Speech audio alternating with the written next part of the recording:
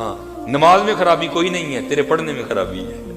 جو نماز پڑھنے کے باوجود بھی تیرا اخلاق اچھا نہیں ہو رہا، یہ نماز بالکل ٹھیک ہے. ہاں یہ وہ تحفہ ہے جو اللہ نے اپنے محبوب کو دیا ہے حضرت. اس میں کوئی معاملہ نہیں ہے، تیری نماز نہیں ٹھیک ہے، اپنی نماز کو ٹھیک کر. پھر دیکھ یہ نماز کرتی کیا ہے. وہ اقبال نے بھی کہا تھا نا، تیرا دل تو ہے صنم آشنا، تجھے کیا ملے گا نماز میں، تجھے کیا ملے گا نماز میں. لیکن اگر تو واقعتا نماز پڑھ لے تو پھر اقبال کہتے ہیں وہ ایک سجدہ جسے تو گراں سمجھتا ہے، دیتا ہے آدمی کو ہزار سجدوں سے نجات. وہ ایک اللہ کو نہیں نہ کر رہے، پتہ نہیں کہاں کرنے پڑ رہے ہیں. ایک اس کو کر لیا ہوتا تو بڑوں سے جان چھوٹ جاتی. ہاں جنہوں نے اس کو کر لیا اور محبوب کریم علیہ السلام کے قدموں پہ اپنا سر رکھ دیا، انہوں نے بادشاہیاں کی ہیں. حضرت سالم بن عبداللہ، ہاں کچھ چھوٹا نام نہیں ہے، بہت بڑا نام ہے. آپ امیر المومنین حضرت سیدنا عمر بن خطاب کے پوتے ہیں حضرت سالم بن عبداللہ. اور حنفیوں کے جو امام ہیں ان کے استاد بھی بنتے ہیں. دادا استاد امام حماد کے آپ استاد ہیں حضرت امام سالم.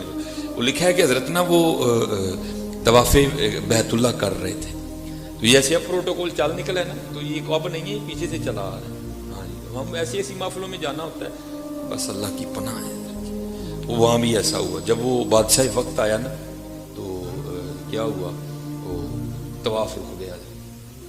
سب نے جناب بادشاہ وقت کو پروٹوکول دیا. لیکن حضرت سالم رحمت اللہ تعالی علیہ کے اندر تو فاروقی خون گردش کر رہا تھا نا. آپ نہیں روکے کوئی، آپ کر. اب بادشاہ کو بڑا غصہ لگا، سب نے طواف روک کے مجھے پروٹوکول دیا، انہوں نے کیوں نہیں دیا.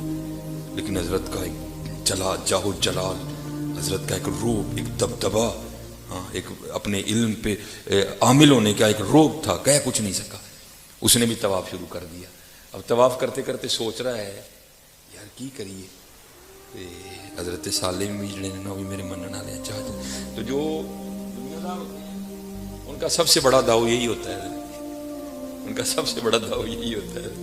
وہ جناب وہ طواف کرتا کرتا آپ کے قریب آ گئے اور کہتا ہے حضرت وہ سب نے طواف چھوڑ کے مجھے پروٹوکول دیا، آپ نے نہیں دیا. آپ اسی طرح ماہویت کی کیفیت میں طواف کرتے، میں بڑا خوش ہوں. بادشاہ وقت ہوں، بتائیں کیا مانگتے ہیں. سبحان اللہ، وہ ایک سجدہ جسے تم گرا سمجھ ایسے کیا ذرا پھر. آپ کا رنگ سرخ ہو گیا غیرت کی وجہ سے. آپ نے فرمایا بادشاہ تجھے شرم نہیں آتی، مجھے اللہ کے گھر میں کھڑا کر کے دعوت گناہ دیتا ہے. وہ گھبرا گیا. میں نے تو عرض کی حضور کو کام ہے دسو دعوت گناہ کہاں سے آ گئی. آپ نے فرمایا اس سے بڑا گناہ اور کون سا ہے کہ میں اس کے گھر میں کھڑا ہو کے تجھ سے مانگوں. اس سے بڑا کوئی گناہ ہے یہ کھڑا میں اپنے رب کے گھر میں ہوں مانگوں تجھ سے میں. وہ آپ نے پھر طواف شروع کر دیا. وہ بات حقیقت تھی، اس نے بھی شروع کر دی کیونکہ نفلی آپ کا طواف تھا. حضرت نے سارے چکر پورے کیے، حجر اسود کو بوسہ دیا، مقام ابراہیم پہ آ کے 2 نفل پڑھے.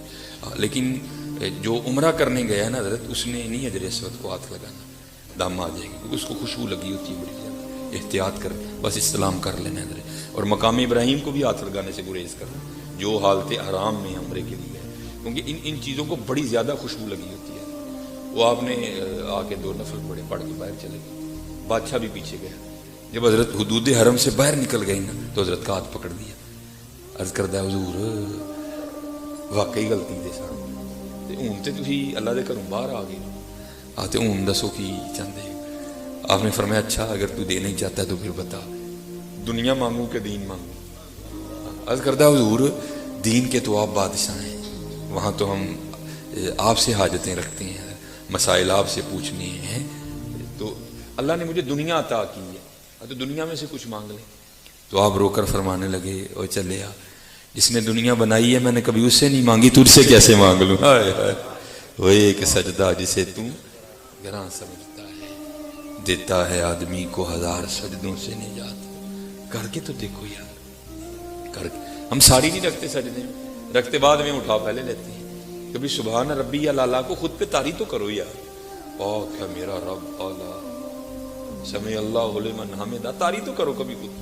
کبھی اس کے مفہوم کو سمجھو تو ربنا لک الحمد کثیرا، ربنا لکل حمدن کثیرن طیبا مبارکن فی.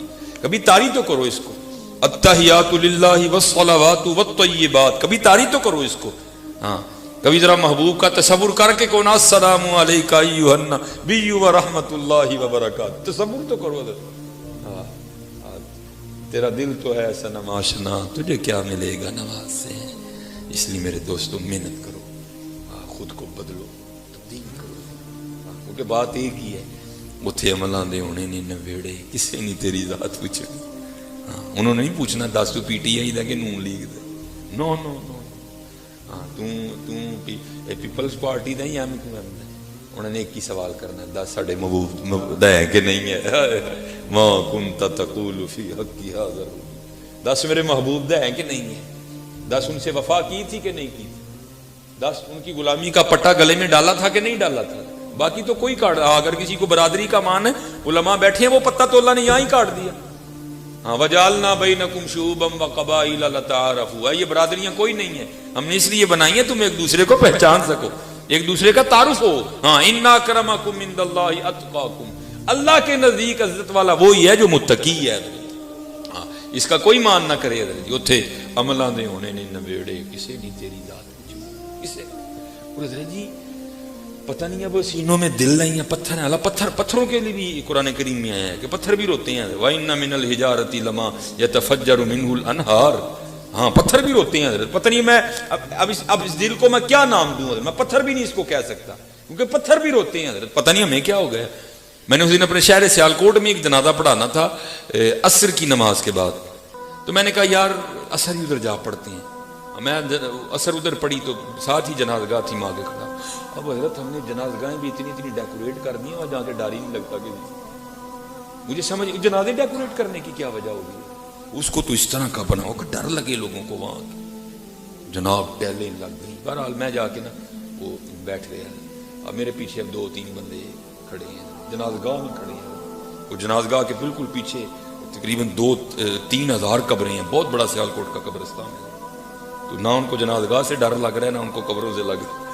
تو باتیں آپس میں کیا, تو پلاٹ پھر لے لیا. میرے کان میں آواز آئی, میں چپ کر کے نہ بیٹھا.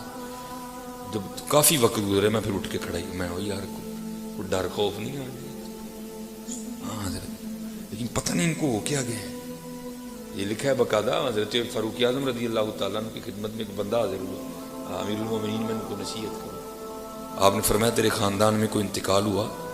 عرض کردہ حضور تھوڑے دن ہی گزرے ہیں, میرے چچا کا انتقال ہو گیا. فرمایا پھر تیری نصیحت کی لوڑ ہے, تیرے تو نصیحت کی لوڑ ہے. پھر ہمارا حال کیا, جنازگاہ میں بھی کھڑے ہو کے پلاٹوں کی باتیں کرتے ہیں. او بابا پلاٹ نہ لے جنے, کیا کر لے گا, چاٹ لے گا پلاٹ کو. اور میں بس یہ پھر انشاءاللہ کبھی اللہ نے رہا, کیونکہ بس وہ راستے میں کوئی رش تھا معاملہ. لیکن میں نے کہا نہیں یار, بچوں نے ٹائم لیا ہے. ہماری کوشش ہوتی ہے حضرت کہ کوئی اس طرح کا معاملہ نہ ہو, لیکن بن جائے تو پھر اللہ کی مرضی. پھر میں نے ان کو کہا کیونکہ ادھر لاہور انہوں نے مجھے کہا کہ 9:30 آپ کا بیان ہے, اب تقریباً ہمیں گھنٹہ آگے جاتے ہوئے بھی لگنا. تو میں نے کہا نہیں, پھر آپ سب کو کہیں کہ آپ رکیں, میں انشاءاللہ عشاء ادھر ہی پڑھوں گا, تو پھر میں بیان کر کے جاؤں گا. اب یہ سن لو حضرت, اگر ہم نے اللہ کے رسول کو راضی نہ کیا تو یہ ہمارے پلاٹ ہمارے ساتھ کرنے والے کیا ہیں حضرت. یہ لکھا ہے بنی اسرائیل میں نا, زمین کی وجہ سے 2 لوگوں میں تنازع ہو گیا. ایک وہ تھا جو کہتا تھا میری ہے, ایک اور اٹھا اس نے کہہ دیا نہیں جی میری ہے. اب دلیلیں تو جھوٹے کے پاس بھی بڑی ہوتی ہیں, ہوتی وہ جھوٹی ہیں حضرت, لیکن دلیلیں اس سے بھی بڑی گھڑی ہوتی ہیں. وہ بھی کہ نہیں جی اس کے دادے نے میرے دادے سے چھینی تھی, یہ تھا وہ تھا اس طرح تھا. وہ بڑے بزرگ بیٹھے لیکن ان سے فیصلہ نہیں ہوا. آخر بات ختم ہوئی. بھائی اب میں اللہ کے نبی حضرت موسیٰ علیہ السلام موجود ہے, چلو چل کے ان سے فیصلہ کرواتے ہیں. ان کا فیصلہ کون ہے جو نہ مانے, وہ اللہ کے نبی ہیں. وہ سارے آ گئے. آخر عرض کی حضور زمین کا ایک ٹکڑا ہے, یہ کہتا ہے میرا ہے, یہ کہتا ہے میرا ہے, ہم سے فیصلہ نہیں ہوا, آپ کی بارگاہ میں حاضر ہوں, میں ذرا فیصلہ فرمائیں. کچھ ہوتے ہیں نا بوتے سیانے, جن کو نہیں پتا کہ بڑے لوگوں کی مجلس کے کیا آداب ہیں. وہاں بھی یہ کیسے تھا.